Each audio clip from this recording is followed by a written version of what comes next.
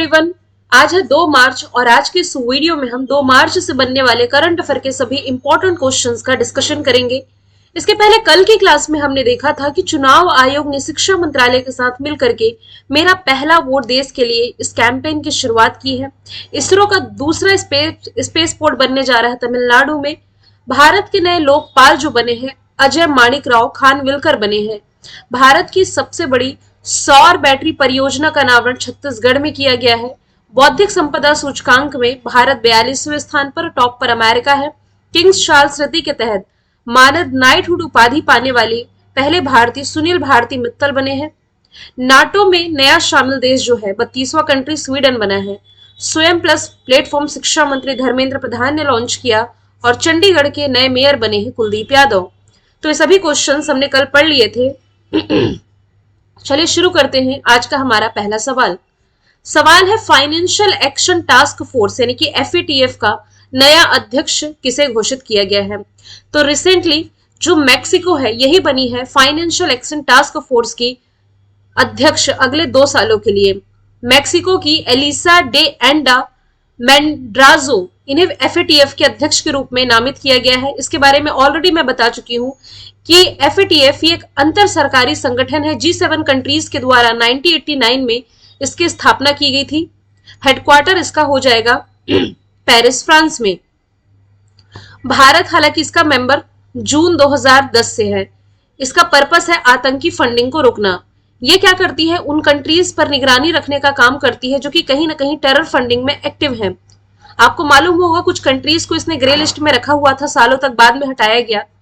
यदि FATF किसी country को ग्रे लिस्ट में रखती है इसका मतलब होता है कि उस कंट्री पर FATF की निगरानी है। और यदि किसी कंट्री को ग्रे लिस्ट में रख दिया गया इसका मतलब ये होता है कि उसे जो इंटरनेशनल बैंक है जैसे वर्ल्ड बैंक, IMF, इन बैंकों से अपने देश के लिए विकास के लिए जब पैसे की जरूरत पड़ेगी, पैसे तो मिलेंगे लेकिन इसके लिए बहुत हाथ पैर जोड़ने पड़ेंगे। और एक होता है यदि गलती से ब्लैक लिस्ट हो गए यानी कि इंटरनेशनली बायकॉट कर दिए जाएंगे। ऐसे में क्या होगा कि आप कितने भी गिड़गिड़ा ले इन सभी बैंकों से एक फूटी कौड़ी नहीं मिलने वाली है। आपको मालूम होगा एक ऐसे देश का एग्जाम्पल अपना पड़ोसी म्यांमार, जहां पर वहां की जो नेता थी आंग सांग सू की, इन्हें गिरफ्तार किया गया, जेल में कैद किया गया।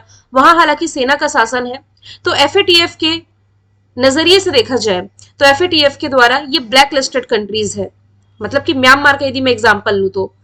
और इसी FATF के अध्यक्ष के रूप में अभी हाल ही में मैक्सिको को चुना गया है अगले 2 सालों के लिए। तो सबसे पहले हम मैप में देख लेते हैं मैक्सिको की लोकेशन, जो कि एक लैटिन अमेरिकी कंट्री है। इसी के ऊपर में आप USA की लोकेशन देख सकते हैं। यहां से एक रिवर का नाम मैंने आप लोगों को बताया था। रिवर का नाम है रियो ग्रांडे रिवर। ये ऐसी रिवर है जो कि US और मैक्सिको के बीच में अंतरराष्ट्रीय सीमा बनाती है। ऊपर में आप देख पा रहे हैं US के जस्ट ऊपर में ये है कनाडा, और कनाडा और USA को सेपरेट करने वाली जो रिवर हो जाएगी इसका नाम हो जाएगा सेंट लॉरेंस रिवर। दोनों ही मैंने आपको अलग अलग कई बार बताया है। मैक्सिको जिसकी capital Mexican city, currency Mexican peso हो जाएगी। यहाँ के राष्ट्रपति हो जाएंगे एंड्रेस मैनुअल लोपेज ओब्राडोर। अब यदि हम ऑप्शन के थ्रू देखें तो भारत किसी का तो अध्यक्ष है, किसका अध्यक्ष है? इंटरनेशनल सोलर अलायंस का अध्यक्ष है भारत, उपाध्यक्ष है इसका फ्रांस।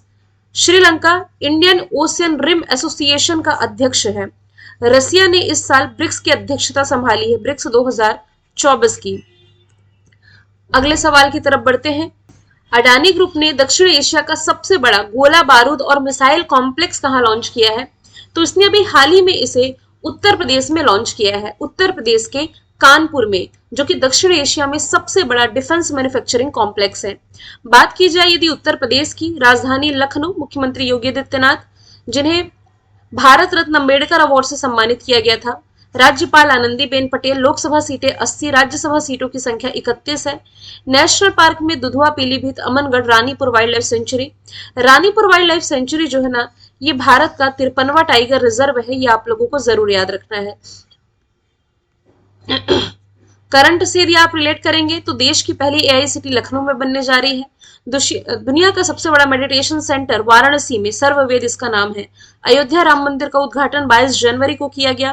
प्रधानमंत्री नरेंद्र मोदी ने संबल जिले में कल्की धाम मंदिर का शिलान्यास किया है। और उत्तर प्रदेश जो है ये सेमीकंडक्टर पॉलिसी लागू करने वाला चौथा राज्य बना है। पहला कौन था? गुजरात था। अब गुजरात की बात की ही जा रही है तो गुजरात के सूरत में क्या रिलेट कराया था मैंने? दुनिया की सबसे बड़ी ऑफिस बिल्डिंग ये बनकर के तैयार हुई है। राजस्थान से आप क्या रिलेट कर सकते हैं? देखिए, अडानी के ही द्वारा इसने सबसे बड़ा विंड सोलर प्लांट यही स्थापित किया है। और महाराष्ट्र के रत्नागिरी से आप रिलेट कर सकते हैं, दुनिया का सबसे बड़ा रिफाइनरी कॉम्प्लेक्स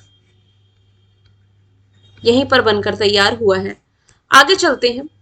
हाल ही में badminton world federation para badminton विश्व चैंपियनशिप जो 2024 की रही, ये आयोजित की गई थी थाईलैंड में। ऑप्शन नंबर सी इसका राइट आंसर होगा। थाईलैंड के पटाया में इसका आयोजन किया गया, जिसमें कि पदक तालिका में टॉप पर चाइना, दूसरे स्थान पर इंडोनेशिया और तीसरे स्थान पर अपना देश भारत रहा है। भारत ने इसमें 18 मेडल जीते हैं, जिसमें कि 3 गोल्ड है, 4 सिल्वर है और 11 ब्रॉन्ज है। स्वर्ण पदक विजेताओं में जो 3 गोल्ड जीते हैं, इसमें सुहास यथिराज, कृष्णा नागर और प्रमोद भगत का नाम है। बैडमिंटन वर्ल्ड फेडरेशन की स्थापना 1934 में की गई। हेडक्वार्टर इसका कुआलालंपुर मलेशिया में है। थाईलैंड जिसकी कैपिटल बैंकॉक करेंसी बहुत है। एक एक्सरसाइज आप रिलेट कर सकते हैं जो कि भारत और बैंकॉक यानी कि थाईलैंड के बीच आयोजित की जाती है, तो ये मैत्री एक्सरसाइज हो जाएगी। मित्र शक्ति होता तब वो भारत की श्रीलंका के साथ होने वाली एक्सरसाइज है।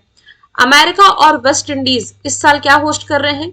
T20 मेंस वर्ल्ड कप 2024 का यहां पर आयोजित होने जा रहा है। फ्रांस इस साल समर ओलंपिक 2024 होस्ट कर रहा है, जिसमें कि भारत की तरफ से मशाल वाहक के रूप में चुना गया है अभिनव बिंद्रा को। अगला सवाल है, किस वर्ष तक भारत की जो स्पेस एजेंसी इसरो ये चंद्रयान 4 लॉन्च करेगी? चंद्रयान 3 के सफल होने के बाद अब ये चंद्रयान 4 लॉन्च करने की तैयारी में लगा है। आने वाले साल 2028 में इसरो इसे लॉन्च कर सकता है। चंद्रयान 4 मिशन का जो पर्पस होगा, ये दक्षिणी ध्रुव के पास उतरने और चट्टान के नमूने एकत्रित करने का होगा, क्योंकि इसरो के मुताबिक चंद्रयान 4 में 350 किलोग्राम का रोवर तैनात ये करने जा रहा है। चंद्रयान 4 को लुपेक्स मिशन भी कहा जाता है। यदि चंद्रयान 4 सफल हो जाता है तो भारत चांद के नमूने से, माफ कीजिएगा, चांद की सतह यानी कि चंद्रमा के सरफेस से नमूने वापस धरती पर लाने वाला चौथा देश बन जाएगा। हालांकि ये चंद्रमा पर जाने वाला भी चौथा देश था। कल गलती से मैंने 5वां कह दिया था, बाद में उसे हटाया भी था। 5वां देश जापान है जो कि चंद्रमा पर गया है, लेकिन साउथ पोल पर लैंड कराने वाला पहला देश ये भारत ही, जरूर याद रखना है। इसरो भारत की स्पेस एजेंसी है। 1969 फॉर्मेशन ईयर। हेडक्वार्टर इसका बैंगलोर कर्नाटक में। मुख्यालय में एस सोमनाथन लिखा, माफ कीजिएगा, इसे मैं सुधार दूंगी। मुख्यालय बैंगलोर कर्नाटक में, अध्यक्ष इसके एस सोमनाथन हो जाएंगे। आप और क्या रिलेट कर सकते हैं? देखिए, आप ये रिलेट कर सकते हैं कि इसरो का जो दूसरा स्पेस पोर्ट है, एक तो पहला जो था ये आंध्र प्रदेश में था, अब जो दूसरा स्पेस पोर्ट बनने जा रहा है ये तमिलनाडु में बनने जा रहा है। करंट अफेयर में पढ़ा चुकी हूँ।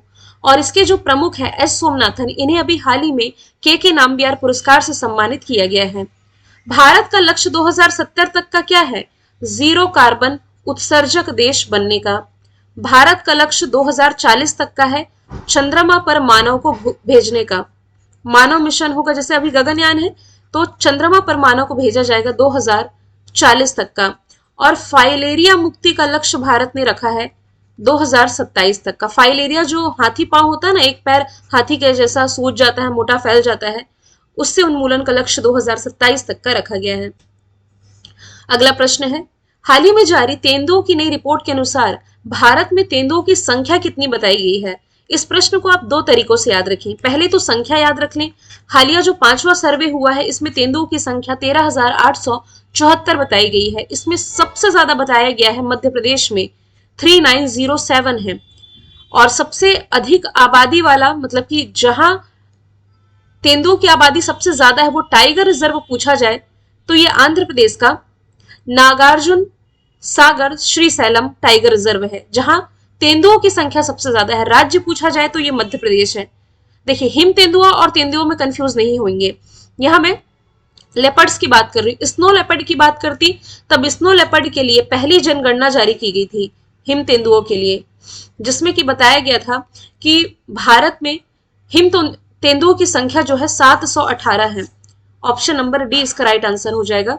यदि मैं स्नो लेपर्ड लिखूं तो 718 इनकी संख्या थी, जिसमें कि सबसे अधिक यदि पूछा जाए तो ये लद्दाख में बताई गई थी संख्या। अब कितनी है इसका आंसर आप लोगों से कमेंट बॉक्स में एक्सपेक्टेड है। टाइगर्स की संख्या सबसे ज्यादा, ये जो आंकड़े जारी किए गए थे चौथे टाइगर सर्वे रिपोर्ट की, टाइगर्स भारत में 3682 है, जिसमें कि सबसे ज्यादा टाइगर की संख्या ये एमपी में बताई गई थी 785। छठवां सवाल है, विश्व नागरिक सुरक्षा दिवस कब मनाया गया? तो मार्च महीने की 1 तारीख को विश्व नागरिक सुरक्षा दिवस मनाया गया है। नागरिक सुरक्षा और आपातकालीन तैयारियों के महत्व के बारे में जागरूकता फैलाने के लिए दिवस मनाया जाता है। 1990 में अंतरराष्ट्रीय नागरिक सुरक्षा संगठन ने इस दिवस को मनाए जाने का फैसला किया था, जिसका उद्देश्य है दुर्घटना या किसी तरह का प्राकृतिक आपदा या अन्य आपातकालीन स्थितियों से व्यक्तियों और उनकी संपत्ति की सुरक्षा को बढ़ावा देना था। सातवां सवाल है, दुनिया में सबसे कम प्रजनन दर कहां दर्ज की गई है? तो अभी हाल ही में साउथ कोरिया में दुनिया में सबसे कम प्रजनन दर ये दर्ज की गई है। देखिए अभी क्या हुआ है कि साउथ कोरिया में प्रजनन दर अब तक के सबसे निचले स्तर पर पहुंच गई है। अभी तक हमने देखा कि चाइना में, जापान में, ऐसे कई देश हैं जहां ये ट्रेंड देखा जा रहा है। ऐसा क्या हो गया कि यहाँ पर फर्टिलिटी रेट है जो कि ये घटते जा रही है, क्योंकि साउथ कोरिया ने रिपोर्ट रिलीज की थी, इसमें बताया गया था कि 2022 में यहाँ जो प्रजनन दर थी ये 0.78% थी। 2023 में ये घट करके 0.72 पहुंच गई है। प्रजनन दर का मतलब होता है, देखिए फर्टिलिटी रेट, फर्टिलिटी रेट मतलब कि उस जगह की जनसंख्या में एक महिला द्वारा उसके पूरे जीवन काल में पैदा होने वाले बच्चे की जो औसत संख्या होती है ना, यही होती है इसकी प्रजनन दर। हालिया आंकड़े के अनुसार ये बताया जा रहा है कि तेजी से बूढ़ा होता हुआ जो जापान है, यहाँ भी सेम हाल है। अभी चाइना में भी यही हाल देखने को मिला है। और अब ये है कि साउथ कोरिया, यहाँ भी प्रजनन दर में कमी है जो कि दर्ज की गई।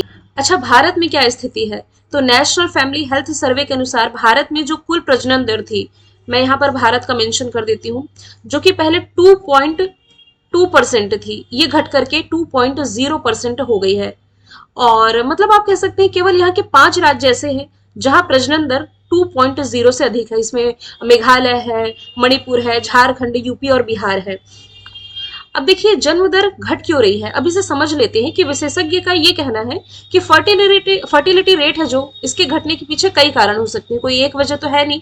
जैसे कि महिलाएं जो है ये पहले से ज्यादा शिक्षित हो चुकी हैं और वे सिर्फ हाउस वाइफ रहना पसंद नहीं करती, स्वतंत्र होकर के अपने फैसले ले रही हैं, मतलब कि उन्हें कब माँ बनना है। अपने जॉब सेक्टर में भी महिलाओं के लिए मौके बढ़े ही हैं यदि आप देखें तो, ये भी असर है।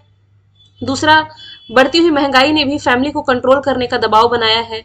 कई लाइफस्टाइल्स फैक्टर जैसे कि खान पान, वजन, एक्सरसाइज भी इस पर असर डाल रहे हैं। और इसके अलावा स्मोकिंग हो गया, अधिक उम्र में माँ बनने का चलन, ड्रग का इस्तेमाल, बढ़ती बीमारियों के कारण ली जाने वाली जो दवाएं हैं, कैफीन, ये सभी प्रजनन क्षमता पर असर डाल रही है। इन सभी कारणों से आप कह सकते हैं ये प्रजनन दर में कमी देखने को मिल रही है। आपको मैं एक और चीज बता दूं कि गिरती प्रजनन दर ये खतरे की घंटी क्यों माना जा रहा है इसे। तो प्रजनन दर का, इनके फर्टिलिटी रेट का गिरना खासकर दुनिया के उन देशों के लिए खतरे की घंटी है जो कि अर्थव्यवस्था के मामले में सबसे आगे रहे हैं। तो तेजी से बूढ़ी होती है आबादी और गिरती हुई प्रजनन दर का ये जो ट्रेंड है ना, आने वाले 2 दशकों में अधिक देखा जा सकता है, आने वाले 20 सालों में आप कह सकते हैं। और यही ट्रेंड यदि बरकरार रहा तो देश में कामगार लोगों की संख्या घटेगी। ऑब्वियसली है कि जब नए बच्चे नहीं आएंगे तो अभी जिनकी एज है और अपनी उम्र आते तक काम का बोझ इन्हीं पर पड़ने वाला है, कोई नई जनरेशन इसमें तैयार नहीं होगी तो इन्हीं पर आगे चल करके अतिरिक्त बोझ पड़ने वाला है। ऐसे में क्या होगा, युवाओं की संख्या में कमी आएगी और देश के विकास की रफ्तार आप कह सकते हैं पीछे छूटेगी। कंपनियों को बाहर से मजदूर लाने होंगे, मतलब कारण तो यही निकल करके आ रहे हैं ना, इससे प्रोडक्शन कॉस्ट बढ़ेगी। किसी भी देश की अर्थव्यवस्था को ऊंचाई तक पहुंचने में एक बड़ा रोल एक्सपोर्ट का होता है और युवाओं की संख्या का सीधा घट जाना इस पर असर पड़ेगा ही पड़ेगा। हालांकि अर्थव्यवस्था को अपने लेवल पर बनाए रखना एक बड़ी चुनौती होगी। तो ये एक देश के लिए समस्या नहीं कि साउथ कोरिया में हम ये न्यूज पढ़ रहे हैं, भारत में भी प्रजनन दर घटी रही है। आप क्या कहें, लोग मॉडल हो गए हैं या खान पान बहुत सारे ऐसे रीजंस मैंने बताए हैं जिसके कारण इसमें कमी देखने को मिली है। साउथ कोरिया, जिसकी capital Seoul, currency south Korean von, यहाँ के जो राष्ट्रपति हैं यून सुक योल हो जाएंगे। 5G नेटवर्क लॉन्च करने वाला दुनिया का पहला देश ये साउथ कोरिया ही है। इसने स्वदेश निर्मित नूरी रॉकेट का सफल परीक्षण ये लास्ट ईयर किया था। LG यही की कंपनी है और सैमसंग ये भी यही की कंपनी हो जाएगी। एक जापानीज कंपनी है, अच्छा जापान तो बगल में, इसकी टोयोटा कंपनी में रिलेट कराने वाली थी, पास में ही लोकेशन दिख गई तो आप याद रख सकते हैं। अगला सवाल है, हाल ही में पहली अमेरिका भारत साइबर सुरक्षा पहल ये कहाँ लॉन्च हुई है? तो ये महाराष्ट्र के पुणे में लॉन्च की गई है। इसका उद्देश्य इंटरनेट द्वारा होने वाले अपराध को रोकना। मुंबई में जलवायु परिवर्तन को लेकर के जो समिट रही थी ये आयोजित की गई थी। अबू धाबी में आप ये कह सकते हैं कि वर्ल्ड ट्रेड ऑर्गेनाइजेशन की 13वीं बैठक, और दिल्ली में अभी भारत अमेरिका के बीच में इंडेक्स सम्मेलन, या एक और आप रिलेट कर सकते हैं, दिल्ली में 9वें क्रम का रायसीना डायलॉग आयोजित किया जाएगा जिसमें कि मुख्य अतिथि के रूप में शामिल होंगे ग्रीस के प्रधानमंत्री। नवा सवाल है, आरबीआई द्वारा वार्षिक वित्तीय साक्षरता सप्ताह का आयोजन किया जा रहा है 26 फरवरी से 1 मार्च तक। ये संपन्न भी हो चुका है, जिसकी थीम है एक सही शुरुआत करें, वित्तीय रूप से स्मार्ट बने। आरबीआई की स्थापना हिल्टन यंग कमीशन के सिफारिश पर 1 अप्रैल 1935 में की गई थी। इसके जो पहले गवर्नर थे ये थे ऑसबॉर्न स्मिथ। पहले भारतीय गवर्नर यदि पूछा जाता तो ये होते सीडी देशमुख, वर्तमान में हो जाएंगे शक्तिकांत दास। 10वां सवाल मैंने रिवीजन के लिए रखा है, अटुकल पोंगल फेस्टिवल जो कि मनाया जाता है केरल में। यदि पोंगल फेस्टिवल लिखा रहता तब तो ये तमिलनाडु में मनाया जाता है, लेकिन महिलाओं के लिए समर्पित पूरी तरह से ये अटुकल पोंगल फेस्टिवल है, जो कि दुनिया में महिलाओं की सबसे बड़ी सभाओं में से एक माना जाता है, जहां महिलाओं को अटुकल भगवती मंदिर में देवी का जश्न मनाने के लिए एक साथ एकत्रित किया जाता है। इसे महिलाओं के सबरीमाला के रूप में भी जाना जाता है। ऑप्शन से यदि रिलेट करें तो तेलंगाना में अभी हाल ही में एशिया का सबसे बड़ा जनजाति फेस्टिवल समक्का सरक्का फेस्टिवल का आयोजन है, जो कि ये किया गया है। ओडिशा में एक बाली जात्रा फेस्टिवल और एक कृषि का त्योहार नुआखाई आयोजित किया जाता है। स्टैटिक जीके में यदि देखें तो भारत के संविधान में भारत को भारत के संघ के रूप में वर्णित किया गया है। यूपीएससी के सदस्यों को नियुक्त करते हैं राष्ट्रपति, और राष्ट्रपति अपना त्याग पत्र उपराष्ट्रपति को देते हैं। अटॉर्नी जनरल की नियुक्ति राष्ट्रपति करते हैं। भारत में यूनिवर्सल एडल्ट फ्रेंचाइजीज किसके द्वारा प्रदान किया गया है? भारत के संविधान के द्वारा। जब संविधान के अतिक्रमण के लिए राष्ट्रपति पर महाभियोग चलाना होता है तो महाभियोग लाया कहां जाता है? देखिए, किसी भी सदन में, लोकसभा राज्यसभा कहीं भी लाया जा सकता है। भारतीय संविधान के अनुसार कौन युद्ध की घोषणा करने अथवा शांति स्थापित करने के लिए वैधानिक रूप से सक्षम है? तो यह है देश के प्रेसिडेंट। मैंने कल आपसे पूछा था शांति प्रयास एक्सरसाइज का 4th एडिशन कहां आयोजित किया गया? नेपाल राइट आंसर था। आज का सवाल है, प्रारंभिक स्तन कैंसर का पता लगाने के लिए सवेरा कार्यक्रम किस राज्य ने शुरू किया है? आंसर आप इसका कमेंट बॉक्स में बताएंगे। फिर हम मिलेंगे नेक्स्ट वीडियो में। Thank you so much.